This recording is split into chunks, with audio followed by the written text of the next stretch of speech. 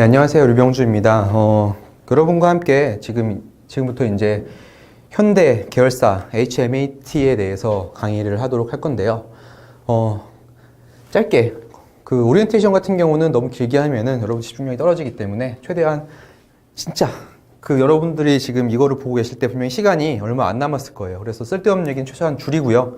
최대한 시험에 관련된 얘기만 먼저 간단하게 하고 바로 강의를 진행하도록 하겠습니다.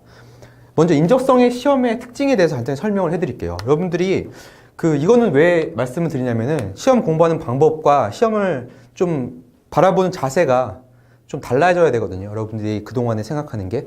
여러분 인적성 시험을 제외하고 객관식 시험을 공부한 게 수능이나 토익밖에 없어요. 근데 수능이랑 토익 같은 경우는 인적성 시험과 지향점이 완전 달라요. 인적성 시험 같은 경우는 시간 관리하고 정답률 그 두 가지를 바라보는데요. 토익과 수능은 어때요? 일단은 시간은 두 번째예요. 왜? 여러분들이 여러분 토익 목표가 다 몇 점이에요? 900점 이상이잖아요. 그리고 수능 어때요?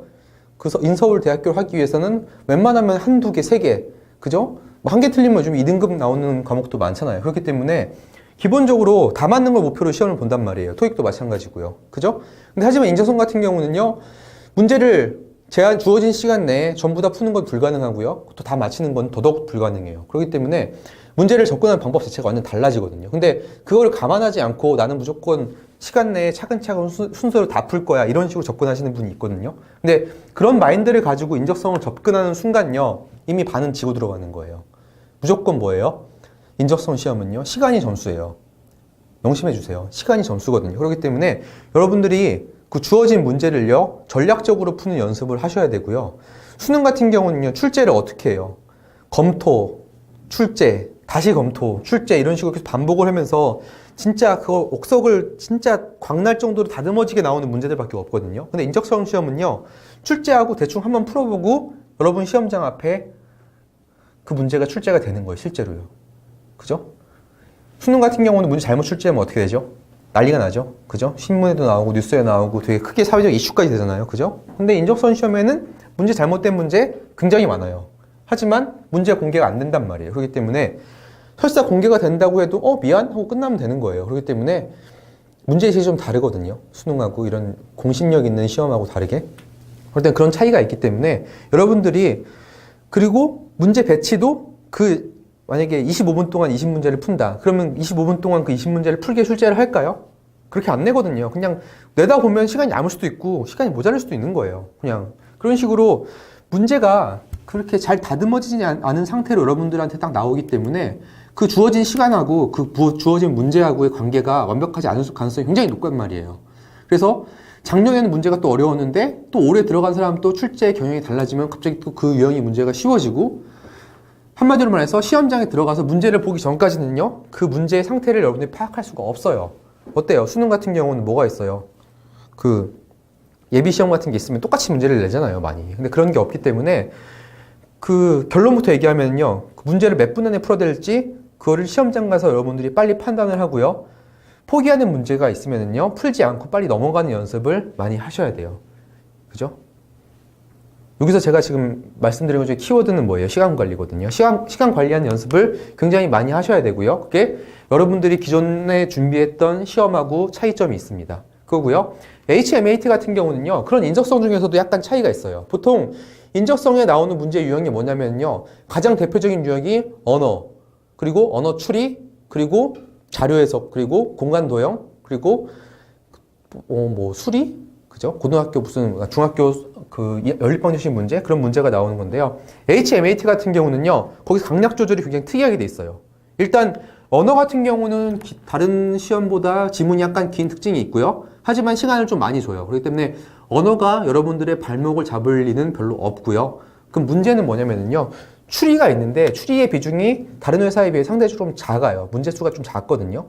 근데 시간을 좀 많이 줘요. 그렇기 때문에 추리 같은 경우는 약간 다 푸는 걸 목표로 전략을 세우고 많이 푸셔야 되거든요. 난이도도 GSAT에 비해서 살짝 낮거나 비슷해요. GSA랑 크게 차이는 없다고 보시면 되고요. 그냥 문제 수가 작기 때문에 상대적으로 비중이 낮고요. HMAT는 가장 중요하다고 할 수 있는 언어 추리가 어떻게 보면 비중이 낮고 자료 해석 비중이 굉장히 높거든요. 자료 해석이라고 하고 있고, 뭐, 정보 추론. 이 두 가지가 사실은 전부 다 자료 해석이라고 생각하시면 돼요. 자료 해석이 뭐죠? 주어진 무슨 표를 보고 여러분이 계산한 다음에 그 주어진 조건이 맞냐 틀리냐를 판단하거나 여러분들이 계산 능력을 물어보는 거거든요. 근데 그게 HMAT 같은 경우는 2번 봐요. 다른 회사보다 그거의 비중이 좀 크기 때문에 여러분들이 계산을 빨리 하는 연습을 다른 회사보다 좀 더 빨리 하셔야 되고요. 계산을 빨리 하는 거는 최후의 수단이고, 어떻게 보면은 문제를 좀 효율적으로 빨리 푸는 연습을 많이 하셔야 돼요.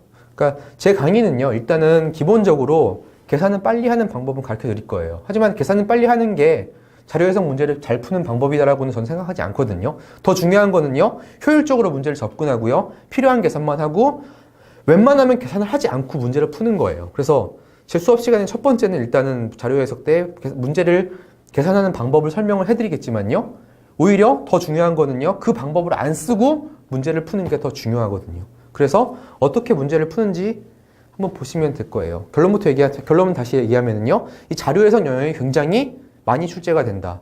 다른 회사 인적성이 거의 2배라고 보시면 돼요. 그죠? 그리고 공간 도역과 그러니까 공간 지각 능력을 물어보는 시험이 있는데, 그걸 2차원하고 3차원을 갖고 왔다 갔다 하거든요. 근데 상반기에는 주로 3차원 도형이 많이 나오고요, 하반기에는 2차원으로 판단하는 문제가 나와요. 근데 아마 지금까지는 그런 기조가 유지가 됐지만은 이거 어떻게 바뀔지는 몰라요. 일단 여러분들은 그 두 가지 2차원이랑 3차원 전부 다 준비를 하셔야 되고요. 특히 뭐요?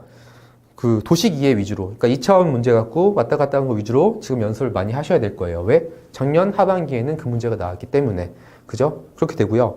마지막으로 또 뭐가 있어요? HMAT의 가장 큰 특징이요. 작년, 재작년에 가장 큰 이슈 중에 하나가 뭐냐면요, 인문학이었어요. 인문학, 역사를 기초로 한 인문학이 거의 모든 회사 인적성의 핫 이슈가 됐고요. 그거를 HMAT는 어떻게 반영을 했냐면요, 에세이로 반영을 했어요. 에세이는 뭐예요? 글 쓰는 거거든요. 다행히 현대 자동차만 에세이를 보긴 했는데, 여러분들이 이런 질문을 하거든요. 역사 에세이를 준비하기 위해서는 역사 공부를 해야 될까요? 2주 동안 역사 공부를 할 수 있을까요? 제가 반문을 올려드리고 싶거든요. 그죠? 뭐 좀 이따가도 한번 설명을 드리겠지만요, HMAT에 포함되는 에세이가 역사 에세이지 역사 에세이가 아니거든요. 방점이 어디예요? 에세이 찍힌 거예요. 에세이가 중요한 거지, 역사는 거기에 그 문제를 출제하는데 그냥 양념 정도밖에 안 들어가는 거니까, 여러분들이 역사를 몰라가지고 그 역사 에세이를 못 쓰는 문제는 거의 없어요. 그냥 여러분들이 글쓰기 능력이 딸리는 거지, 절대 역사적인 지식이 없어가지고 문제를 못 푸는 경우는 거의 없다고 보면 되거든요. 왜? 문제가 2문제 중에 1문제 고르는 거예요. 그죠? 저도 2문제 중에 1개는 알겠죠. 그죠? 그런 식으로 문제 유형이 출제가 됩니다. 한번 HMAT를요, 한번 전체적으로 한번 쭉 볼게요. 시간 어떤 게 나오는지. 일단은 언어가 나오는데요. 언어는 25문항이고요. 30분이에요. 잘 보시면 알겠지만요, 30분, 25분, 30분, 30분, 또 뭐 한 30분 정도 하고요. 뭐 인성검사 1시간 한 다음에 또 글쓰기 30분을 해요. 다른 회사 인적성 시험에 비해서 굉장히 시간이 길어요. 세력이 굉장히 많이 요구되는 시험이거든요. 그리고 그렇기 때문에 반대로 얘기하면 여러분들이요, 모의고사를 풀 때요, 이 시간 맞춰서 연습을 하고요, 실제 시험하고 똑같이 연습을 하셔야 돼요. 뭐 예를 들어서 뭐 30분 한 다음에 1시간 쉬고 다시 체력 채운 다음에 이거 25분 동안 풀고, 이거 하면요 실전 연습이 안 되거든요. 그러니까 실제 시간에 맞게 30분 풀고요, 바로 25분 풀고요, 또 바로 30분 풀고요, 바로 푸는 연습을 한번 하셔야 돼요. 진짜 여러분들의 뇌가 똑같이 그죠? 한 2-3번만 해봐도 실제 시험에서 이거에 대한 이질감은 없을 거예요. 이거 왜 하냐면요, 진짜 이질감을 줄이기 위해서요. 이질감으로 크게 도움이 될 수도 있고 안 될 수도 있지만요, 근데 완전 망하는, 그러니까 시간 관리를 아예 못 해가지고 막 힘들어하는 그걸 예방을 할 수 있거든요. 그죠? 그렇기 때문에 굉장히 긴 시험이기 때문에 여러분들이 그거에 맞춰서 푸는 연습을 하셔야 되고요. 일단 언어고요. 언어는 일단 좀 이따 다시 한번 설명을 해드릴게요. 이건 수업은 안 할 거예요. 수업 안 하는 크게 이유는 2가지가 있는데요. 첫 번째는요, 언어 같은 경우는요, 실제 출제되는 문제가 수능 문제랑 거의 똑같다고 보면 돼요. 그렇기 때문에 뭐 제가 여러분들한테 뭐 새로운 지식을 전달해 주기에는 좀 무리가 있어요. 그리고 2번째는요, 이거는요, 지금 공부한다고 해서 점수가 올라간다고 생각하지 않아요. 확실해요. 2주 동안 언어 문제를 풀어서 점수를 올리겠다? 그건 제가 볼 때는 거의 불가능하다고 생각을 하고요. 그렇기 때문에 그 두 가지 이유로 강의를 하지는 않습니다. 좀 이따 어떤 식의 문제가 나오는지 간단하게 소개만 하고 넘어가도록 할 거고요. 이 논리 판단이 뭐냐면은 그냥 언어 추리죠. 언어 추리인데요. 이거 명제, 진실과 거짓, 논리 게임 이 세 가지가 전체 유형의 한 80%, 90%, 한 12문제, 13문제 정도는 이 세 가지 영역 안에 포함될 거고요. 한두 문제 정도가 이제 이 세 영역에 포함되지 않는 문제가 출제가 될 거예요. 근데 그 한두 문제가 여러분이 못 푸는 문제냐? 아니에요. 여러분 머리만 좀 잘 굴리면 풀 수가 있는 거고요. 이 세 가지 영역은요, 문제 푸는 방법이 실제로 있어요. 그렇기 때문에 수업 시간에 보면은 제가 어떻게 이 문제를 푸는지 설명을 해드릴 거거든요. 그렇기 때문에 제가 푸는 방식대로 여러분들이 풀면은요, 여러분들이 그냥 막 푸는 거에 비해서 분명한 거는 효율적으로 빨리 정확하게 풀 거예요. 그렇기 때문에 그 여러분들 남은 시간 동안요, 뭐 언어 이거 푸는 거 연습하지 너무 하지 마시고요. 논리 판단 푸는 방법과 푸는 스킬을 익히세요. 그래가지고 빨리 연습을 하면은요, 점수가 올라갈 거고요. 뭐 구체적인 얘기는요, 좀 이따 논리 판단 시간에 하도록 하겠습니다. 그리고 자료 해석과 정보 추론인데요. 되게 특이해요. 보때요? 거의 1시간 동안요, 시험을 두 가지를 보는 거예요. 그죠? 두 가지를 보는 건데요. 문제 수가 굉장히 많아요. 다른 회사 자료 해석에 비해서 굉장히 많고요.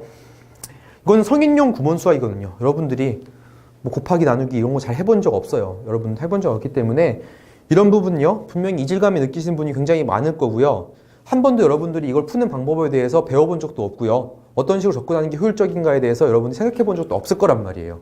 그죠? 그렇기 때문에 제가 나름대로 진짜 한 4, 5년 동안 이거 갖고 되게 고민을 많이 했어요. 그래서 처음에는요, 자료 해석과 정보 추론 강의 시간이 30분 이거밖에 안 됐어요. 그죠? 근데 점점 이게 볼륨이 높아지면서 저도 푸는 스킬이 높아지고 해가지고 지금 강의 시간이 보통 이것만 해도 한 2시간, 한 3시간, 4시간 될 거거든요. 그렇기 때문에 아마 제가 강의하는 거 여러분 듣고 있으면은요, 여러분이 푸는 방법과 뭔가 많이 다르다 라는 생각을 할 거고, 저렇게 푸는 게 효율적이다라는 생각이 분명히 드실 거예요. 그죠? 저도 자료를 많이 차지하고 뭐 피스텔 이런 걸 좀 같이 공부하면서 이거는 그죠? 특별한 왕도가 없는 과목이지만 제가 진짜 많이 준비를 해서 노하우가 좀 저도 진짜 많이 쌓였다고 생각을 하거든요. 그렇기 때문에 제가 푸는 방법대로 여러분들이 풀면은 분명하게 시간이 단축되는 효과가 분명히 있을 거예요. 제가 장담을 합니다. 그렇기 때문에 이거는요, 제가 좀 이따가 여러분들이 수업 시간에 설명해 드리는 방법을 여러분들 같이 한번 익혀보세요. 그래가지고 좀 준비하시면은 좋은 성과가 있을 거예요. 그래서 제가 볼 땐 이 두 과목이 여러분들의 그 HMAT의 합격과 불합격을 좌우하는 요소가 될 거라고 생각을 합니다.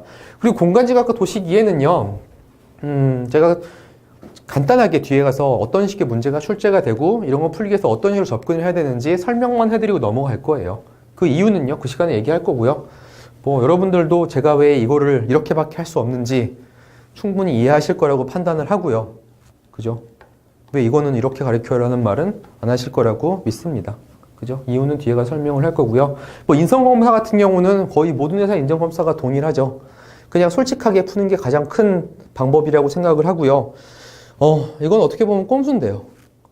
인성검사는 어떤 걸 물어보냐면요, 이 사람이 댐댐이도 물어보지만요, 이 사람이 똑같은 질문에 똑같은 답을 하냐 이런 것도 물어보거든요. 그래서 여러분 다 아다시피 같은 질문을요, 저 1번에도 있고요, 50번에도 있고요, 120번에도 있고 막 이래요.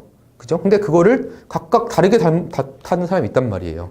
그러니까 똑같이 물어보는 게 아니라 거의 비슷하게 물어보거든요. 그러니까 그 일관성 있게 얘기를 해야 돼요. 때문에 제가 생각하는데 인성검사는 솔직한 게 최고고요. 만약에 좀 불안하다 그러면은요, 자기 중에 친구 중에 한 명 딱 떠올려 보세요. 좀 뭔가 좀 멀끔하고 좀 바르게 산 친구. 그 친구라면 어떻게 했을까라는 생각을 가지고 한번 쭉 적어보세요. 제가 이거 한번 모의 테스트 한번 해봤거든요. 제 기준으로 막 풀어보고 다른 친구 기준으로 한번 풀어봤는데 그 점수가 있는 건 아니지만요. 항상 그렇게 했을 경우에는 일관성 있는 답을 좀 얻을 수가 있더라고요. 그래서 그거는 일종의 팁인데, 그죠? 그래도 일단 솔직하게 푸는 게 최고라고 생각하고, 그 두 번째 방법은요, 제가 봐도 자기 인성에 좀 문제가 있다. 그죠? 그런 친구만 좀 그렇게 했으면 좋겠습니다.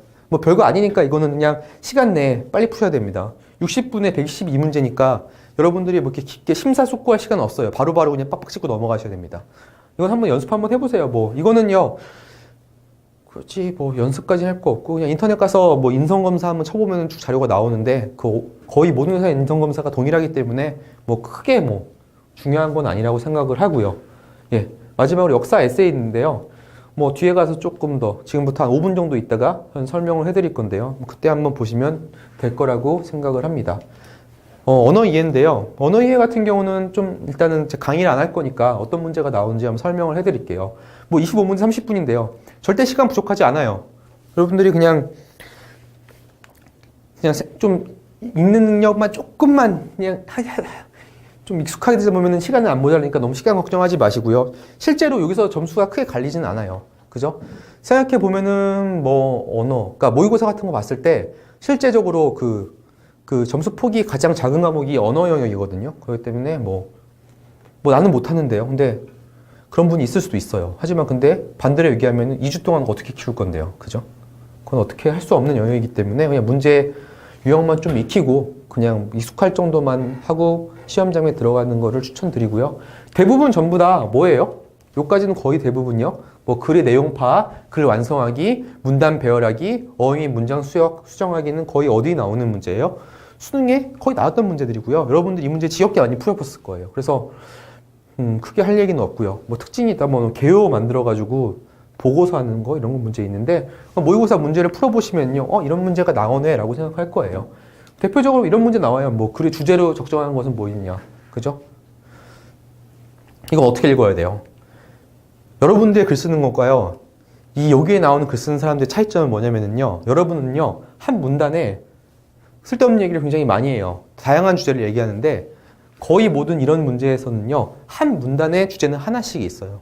그러니까 여러분들은 뭘 하면 되냐면요, 문단별로 하고 싶은 말이 뭔지만 판단을 해주고 문장별 주제가 뭔지만 판단을 해보세요. 그러니까 문장별 주제를 판단하고요, 그걸 연결시키면요 전체 주제가 나오거든요. 그런 식으로 문제를 해결하시는 게 가장 좋다고 생각합니다. 이건 제가 한 얘기가 아니라 뭐예요?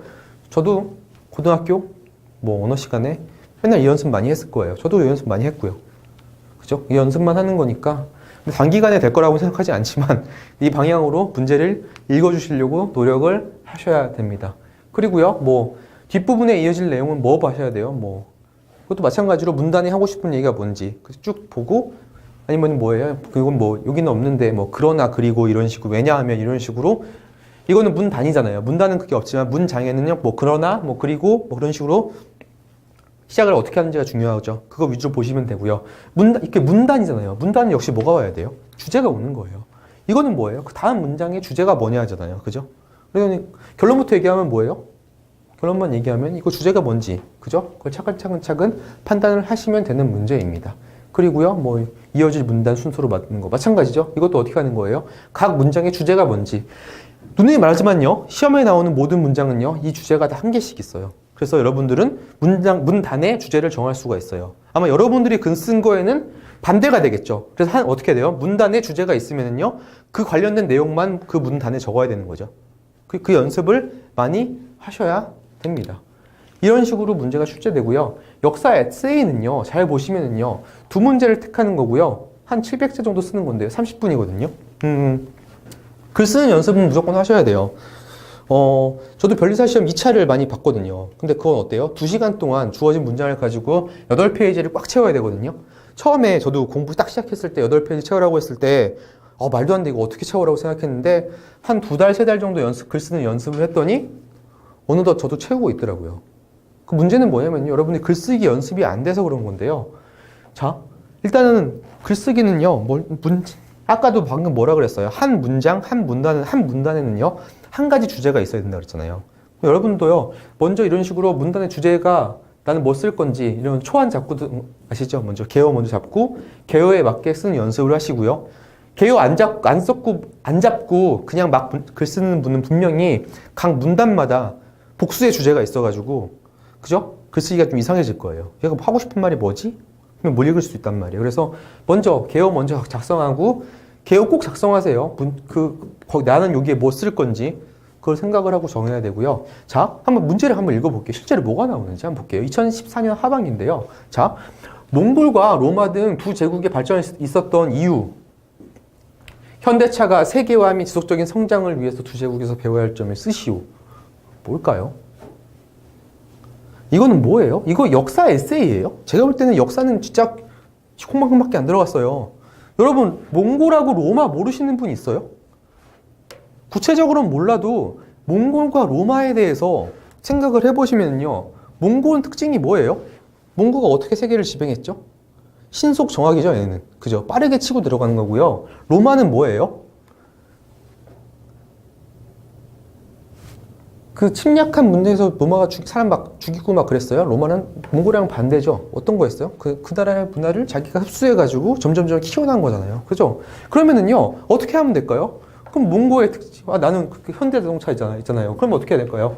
제일 처음에, 뭐 몽고의 특징과 뭐 로마의 특징이 있고, 그 두 개의 특징을 적은 다음에 나는 뭐 이런 특징을 봤다. 그러니까 현대는 어떻다. 이거 두 개를 비교하면 어떻다. 이런 식으로 이렇게 문단을 그냥 개요를 짠 다음에 그 다음 채워 나가면 되는 거잖아요. 그죠? 이해되시나요? 저라면 이렇게 작성을 할 거예요. 그죠?